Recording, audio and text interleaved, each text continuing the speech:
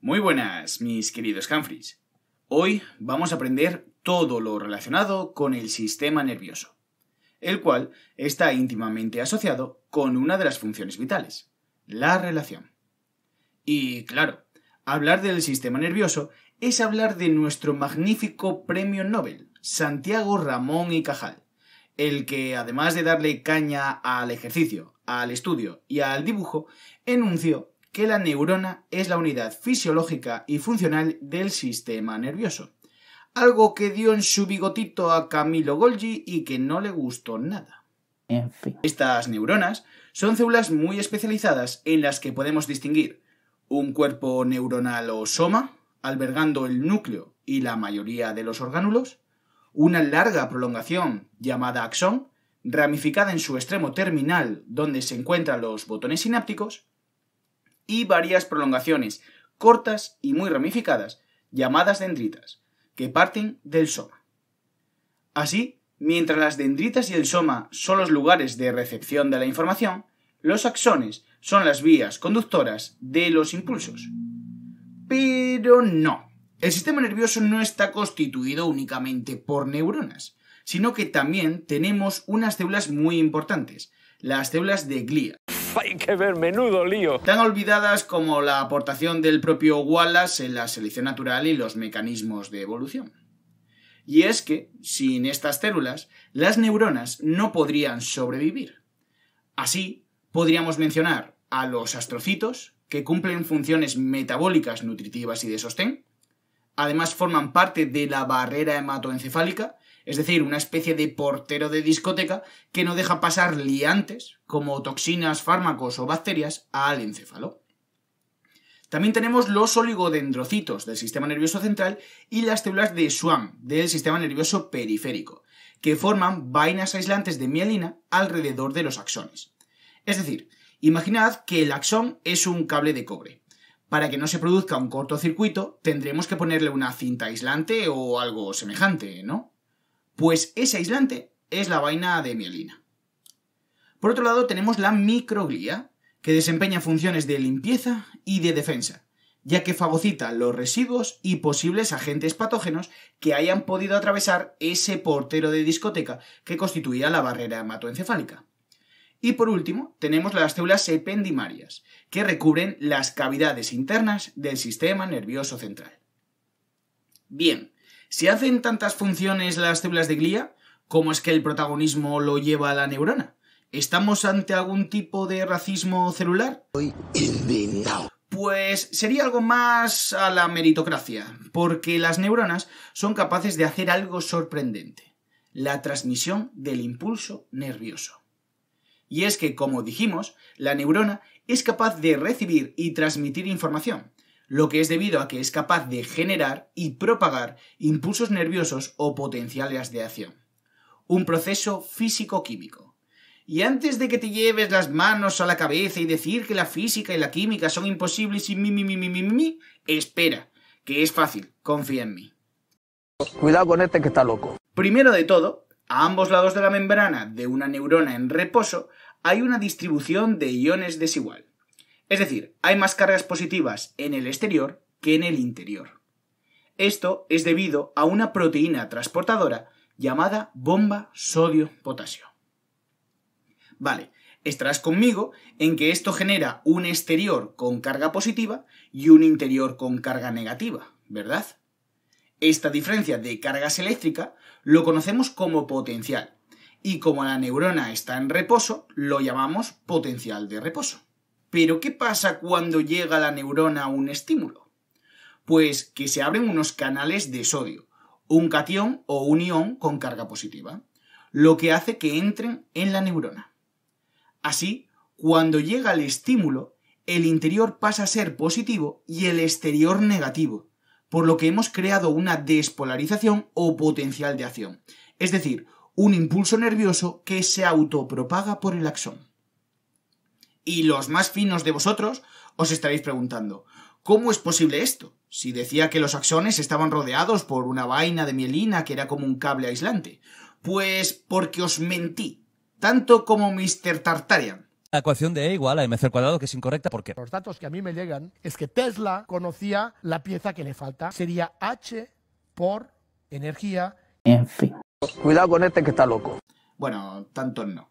En verdad, los axones dejan espacios sin mielinizar, llamados nódulos de Rambier, donde se producen esas despolarizaciones a saltos entre cordones mielínicos. Por este motivo se llama propagación saltatoria. Muy bien, ya hemos entendido cómo se genera ese potencial de acción o impulso nervioso, pero ¿cómo se transmite a otra neurona, a una célula muscular o a una glándula? Pues, mi querido Humphrey, con esta pregunta estaríamos abordando una sinapsis, es decir, la unión y transmisión de información entre neuronas, o entre estas y células musculares o glandulares. Las sinapsis pueden ser eléctricas y súper rápidas, en la que los iones pasan directamente entre células, como el músculo estriado cardíaco, o químicas, en la que los botones sinápticos de los axones liberan neurotransmisores a una hendidura sináptica, cuando les llega el potencial de acción. Así, estos neurotransmisores son recibidos por la neurona postsináptica, es decir, la siguiente. Y en función de la naturaleza del neurotransmisor y de la cantidad de ellos, se propaga o no el impulso nervioso en esta neurona. ¿Se ha entendido más o menos la naturaleza celular y fisiológica del sistema nervioso? Si tu respuesta es que no, rebobina, vete al inicio y pon el vídeo al por 2, que es muy gracioso. Si tu respuesta es que sí, vamos a aumentar un poco la escala de estudio. El sistema nervioso, podemos decir que se divide en dos partes. El sistema nervioso central, que está constituido por el encéfalo y la médula espinal, los cuales llevan a cabo la integración de los estímulos para producir respuestas fisiológicas idóneas, y el sistema nervioso periférico, que está integrado por el conjunto de nervios que conectan el sistema nervioso central con las células receptoras que captan los estímulos y los órganos efectores que llevan a cabo las respuestas. El sistema nervioso central se encuentra protegido por el cráneo, en el caso del encéfalo, y por las vértebras, en el caso de la médula espinal. A su vez, ambas estructuras están rodeadas por tres membranas, las meninges, que se denominan de fuera a dentro, dura madre, aracnoides y pía madre, y entre estas dos últimas se encuentra el líquido cefalorraquídeo. En el sistema nervioso central, los cuerpos de las neuronas constituyen la materia gris, que además era un personaje muy chulo de Ben 10, mientras que la sustancia blanca está formada por los axones, que están cubiertos por mielina. En el encéfalo, la sustancia gris se localiza en la periferia, dando lugar a la corteza del cerebro y del cerebelo, mientras que en la médula, la sustancia gris se localiza en la zona interna, en forma de alas de mariposa, y la sustancia blanca la rodea. Comencemos a desarrollar el encéfalo, en cuyo interior vamos a encontrar 4 ventrículos repletos de líquido cefalorraquídeo. ¿Y para qué sirve este líquido? Pues imagina poner un huevo crudo en un vaso sin agua y agitar el vaso. Un buen final no tendría el huevo, ¿verdad? Sin embargo, si pusiéramos agua en ese vaso, por mucho que movamos el vaso, el huevo estaría más protegido. Bien, con esto comienza la parte más friki del vídeo, los nombrecitos del encéfalo. En mi defensa, he de decir que yo no los he puesto, ¿vale? El encéfalo se divide en 3 vesículas. El prosencéfalo o encéfalo anterior, que da lugar al telencéfalo y al diencéfalo, el mesencéfalo o encéfalo medio, y el rombencéfalo o encéfalo posterior, que da lugar a metencéfalo y mielencéfalo. El telencéfalo es lo que comúnmente conocemos como cerebro, y está dividido en 2 hemisferios comunicados por el cuerpo calloso. Como curiosidad, ambos hemisferios rigen las partes contrarias del cuerpo, es decir, el hemisferio derecho, la parte izquierda, y su inversa. La capa más externa es la corteza, que está repleta de circunvoluciones, es decir, una especie de rugosidades propias del cerebro y que aumentan mucho su superficie y funcionalidad. Por eso, tu amigo, el cabezón, no es que sea más listo, porque podrá tener un cerebro más grande, seguro, de ahí su tremenda almendra, pero no tendrá tantas rugosidades o circunvoluciones. Os prestaré toda mi atención. También tenemos una serie de fisuras o hendiduras, que permiten distinguir 4 lóbulos, frontal, parietal, temporal y occipital en cada hemisferio. Por otro lado, El diencéfalo se halla debajo del telencéfalo y se divide, entre otras, en el tálamo, hipotálamo y epitálamo. Merece la pena decir que el tálamo incluye el procesamiento de las emociones y la memoria, así que revisa tu tálamo, que siempre te olvidas de meter agua fría en la nevera. Por su parte, el hipotálamo controla tu sistema endocrino, o sea, todas tus hormonas, y la glándula pineal dicta tu ritmo circadiano, algo así como tu ritmo de vida, a qué hora te entra sueño, tus ganas de comer, así que no uses mucho el móvil de noche que le vuelves loca. Del mesencéfalo merece la pena mencionar los tubérculos cuadrigéminos, que están relacionados con los movimientos reflejos de la cabeza, el sentido de la vista y los movimientos que responden a los estímulos auditivos. Y por último, dentro del romencéfalo podemos decir al metencéfalo, que da lugar al cerebelo, que coordina la actividad motora y recibe información de receptores relacionados con la posición y el equilibrio, así que si eres un poco patoso en el deporte ya sabes a quién echarle la culpa. Y siguiendo con él tenemos el mielencéfalo, que da lugar al bulbo raquídeo, el cual actúa como centro de control de las funciones viscerales involuntarias, como el ritmo cardíaco y el respiratorio, así que mucho cuidado con los golpes en esta zona. Una vez acabado con el encéfalo, pasemos a otra parte del sistema nervioso central, la médula espinal, la cual se comunica con el encéfalo a través del foramen magnum.